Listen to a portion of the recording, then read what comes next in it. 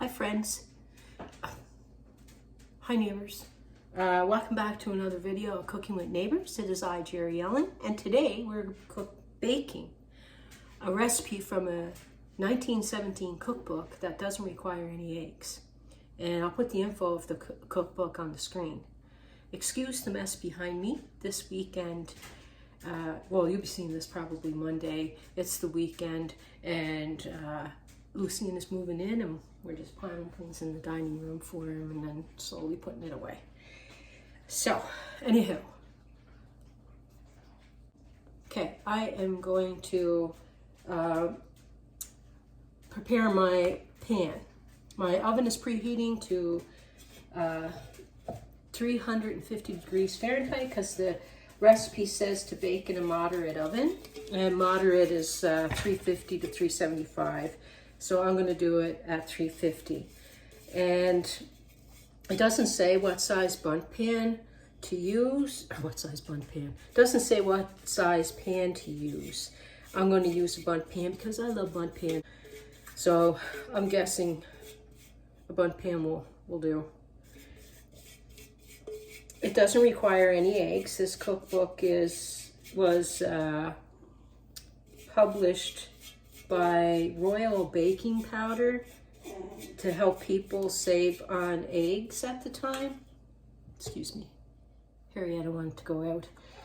So yeah, I thought that this book could be fitting to do some recipes from time to time, considering the cost of eggs, cost of groceries in particular, actually. What I am greasing my cake pan with is I make this cake goop. It's equal parts flour, oil, like vegetable oil, and shortening. And so that way I don't have to use cooking spray, because I always have these things on hand anyway. And I don't have to use cooking spray. This already has flour in it now.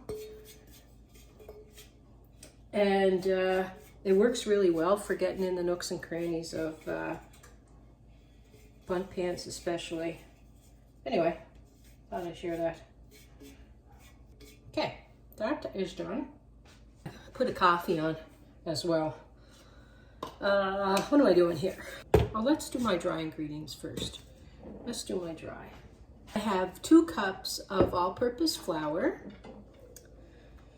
and I'm going to put 4 teaspoons of baking powder.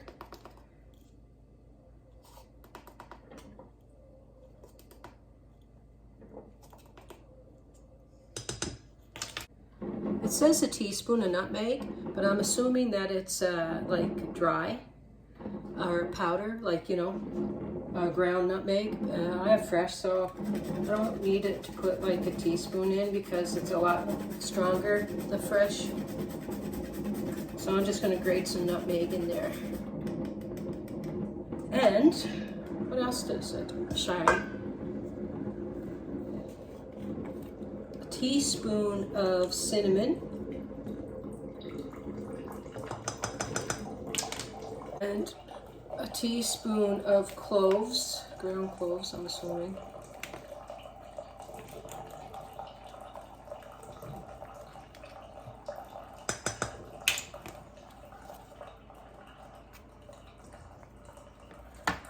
Okay, I'm going to whisk my dry ingredients together.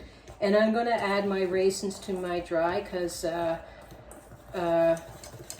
it calls for a half a cup of raisins. And if I add them to the flour, then it will coat it and it'll keep them from sinking in my cake. I'm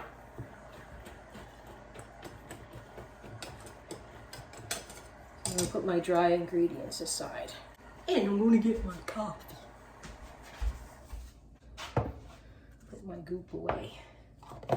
Put it in the refrigerator. Hope everyone is doing well, keeping safe and happy. I'm going to cream together now a few things. Get my bowl so you can all see. All right, Harrietta, honey. Jerry decided to sit down while I wait for this delicious cake. And creaming together the shortening and sugar before adding applesauce would be better. It will cream up better. And then add your applesauce and whip that in there. Yeah, so I'll do that. So let me read you the recipe as it is written here. Cream, shortening, and sugar. Add applesauce, not and applesauce, Jerry. Mix and sift dry ingredients and add to first mixture. Mix well. Add raisins which have been sprinkled with flour and bake in a moderate oven for 30 to 50 minutes. Yeah, so I'm going to check it at 25. Yeah, such a short paragraph to read. Sometimes a mind can get distracted. Okay. I'm going to put a half a cup of shortening,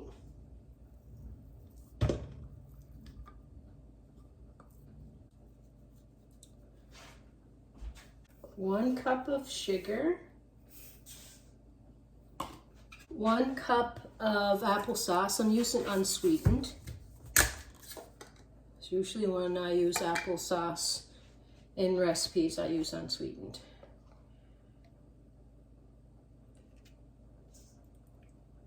Very easy recipe.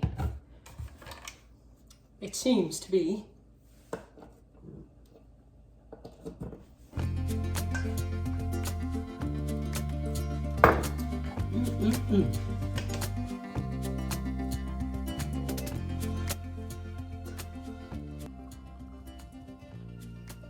Also, the recipe said to sift the dry ingredients, but I use my whisk.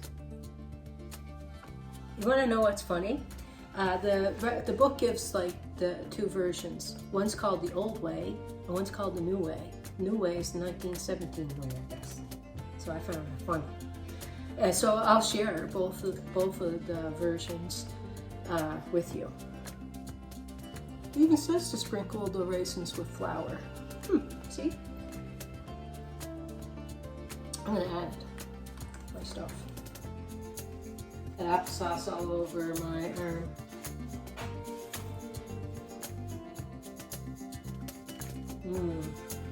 It smells amazing. I don't know what. Doesn't look like a lot of cake for a bun pan. Mix well. The video that I just put up, I shared my plan for this week and what I'm making. And then at the end of this week, I'm going to share my plan about what I'm making next week. Can you all see that okay? Oh no, it's going to be enough cake. I'll spread it around as evenly as possible.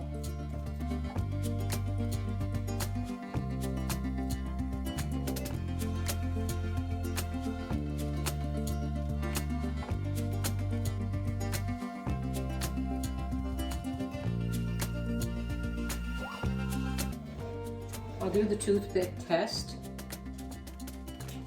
and I'll insert it and see if it comes out clean, like somewhere around the center there of the cake.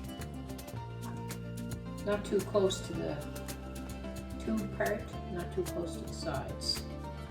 Check on it, if it comes out clean.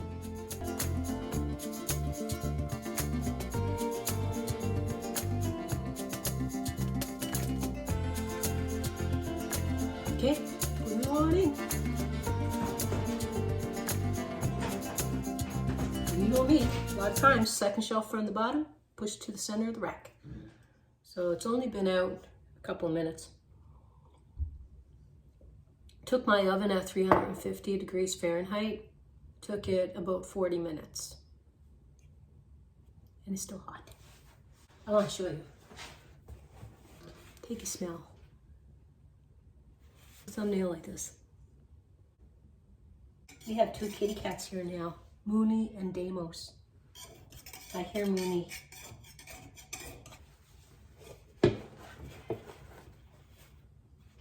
See? Let's get a piece. Look at that. Like, that looks so awesome.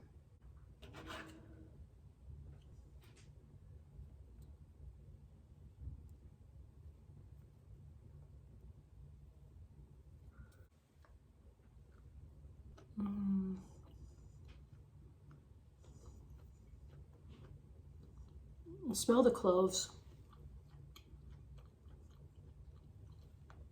Smells nice.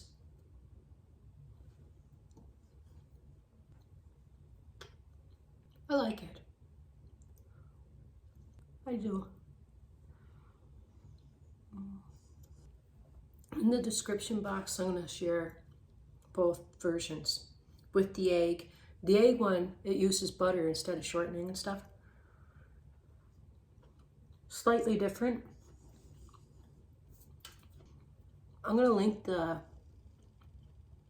the end of this video, the other 1917 recipe I did. Cornbread using no egg. I love this. It's cold out. This is a good pick-me-up on a cold day. I hope you come back again. Please like, share, and subscribe. I have an Etsy store too. Jerry's Recipes, it's called, if you want to check it out. See you in the next one. Bye, neighbors.